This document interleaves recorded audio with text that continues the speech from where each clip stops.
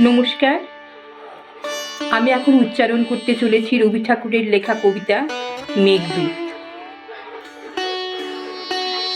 মিলনের প্রথম দিনে বাঁশি কি বলেছিল? সে বলেছিল, সেই মানুষ আমার কাছে এলো যে মানুষ আমার দূরের। আর বাঁশি বলেছিল, ধরলেও যাকে ধরা যায় না তাকে ধরেছি, পেলেও সকল পাওয়াকে যে ছাড়িয়ে যায় তাকে পাওয়া গেল। তারপরে রোজ বাঁশি বাজে না কেন? কেননা আটখানা কথায় ভুলেছি, শুধু মনে রইল সে কাছে, কিন্তু সে যে দূরেও তা খেয়াল রইল না। প্রেমের যে আটখানায় মিলন সেইটাই দেখি, যে আটখানায় বিরহ সে চোখে পড়ে না। তাই দূরের চির তৃপ্তিহীন দেখাটা আর দেখা যায় না। কাছের পর্দা আড়াল করেছে। দুই মানুষের মাঝে যে অসীম আকাশ, সেখানে সব চুপ, সেখানে কথা চলে না। সেই মস্ত চুপকে বাঁশির সুর দিয়ে ভরিয়ে দিতে হয়। অনন্ত আকাশের ফাঁক না পেলে বাঁশি বাজে না। সেই আমাদের মাঝের আকাশটি আঁধিতে ঢেকেছে। প্রতিদিনের কাজে কর্মে কথায় ভরে গিয়েছে। প্রতিদিনের ভয় ভাবনা কৃপণতায়। এক একদিন জ্যোৎস্না রাতে হাওয়া দেয়। বিছানার পরে জেগে বসে বুক ব্যথিয়ে ওঠে। মনে পড়ে, এই পাশের লোকটিকে তো হারিয়েছে। এই বিরহ মিটবে কেমন করে? আমার অনন্তের সঙ্গে তার অনন্তের বিরহ। দিনের শেষে কাজ থেকে ফিরে এসে যার সঙ্গে কথা বলি, সে কে? সে তো সংসারের হাজার লোকের মধ্যে একজন। তাকে তো জানা হয়েছে, চেনা হয়েছে, সে তো ফুরিয়ে গেছে। কিন্তু ওর মধ্যে কোথায় সেই আমার অফুরান একজন? সেই আমার একটি মাত্র। ওকে আবার নতুন খুঁজে পাই কোন কুল হারা কামনার ধারে।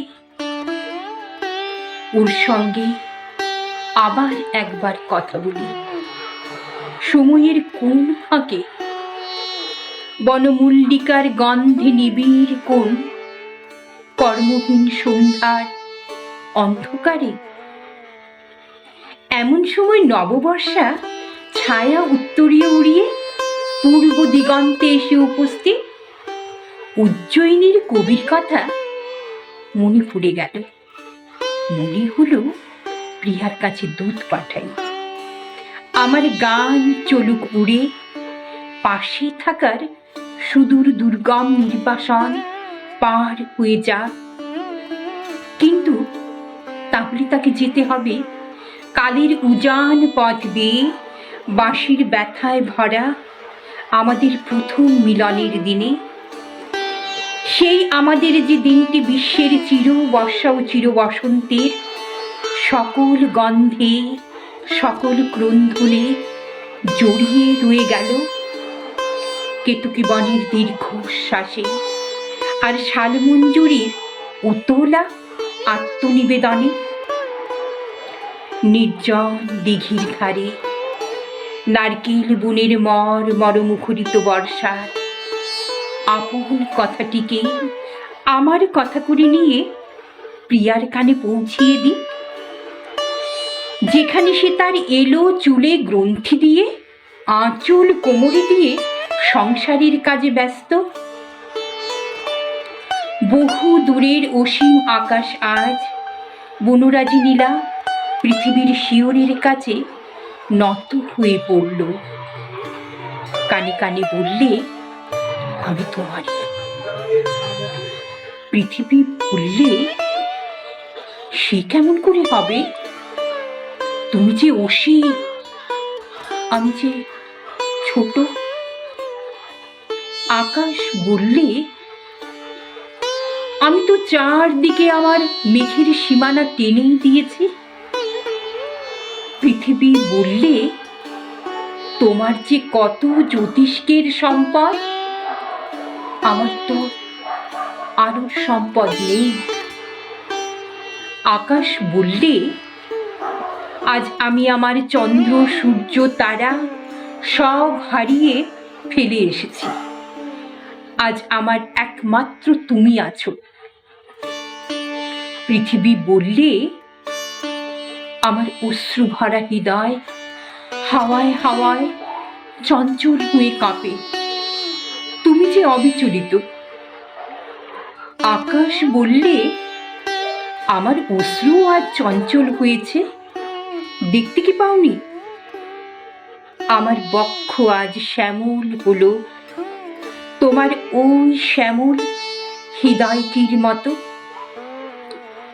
সে এই বলে আকাশ পৃথিবীর মাঝখানকার চির বিরহটা চোখের জলের গান দিয়ে ভরিয়ে দিলে। সেই আকাশ পৃথিবীর বিবাহ মন্ত্র গুঞ্জন নিয়ে নববর্ষা নামক আমাদের বিচ্ছেদের পরে প্রিয়ার মধ্যে যা অনির্বাচনীয়, তাই হঠাৎ বেজে ওঠা বীণার তারের মতো চকিত হয়ে উঠুক। সে আপন সিথির পরে তুলে দিক দূর বনান্তের রংটির মতো তার নীলাঞ্চল। তার কালো চোখের চাহনিতে মেঘমল্লারের সব মিড়গুলো আত্ম হয়ে উঠুক। সার্থক হোক বকুলমালা তার বেণীর বাঁকে বাঁকে জড়িয়ে উঠে। যখন ঝিল্লির ঝংকারে বেণুবনের অন্ধকার থরথর করছে, যখন বাদল হাওয়ায় দীপশিখা কেঁপে কেঁপে নিভে গেল, তখন সে তার অতি কাছের ওই সংসারকে ফেলে দিয়ে আসুক ভিজে ঘাসের গন্ধে ভরা বুনুপথ দিয়ে আমার নিভৃত হৃদয়ের নিশিত রাতে। নমস্কার।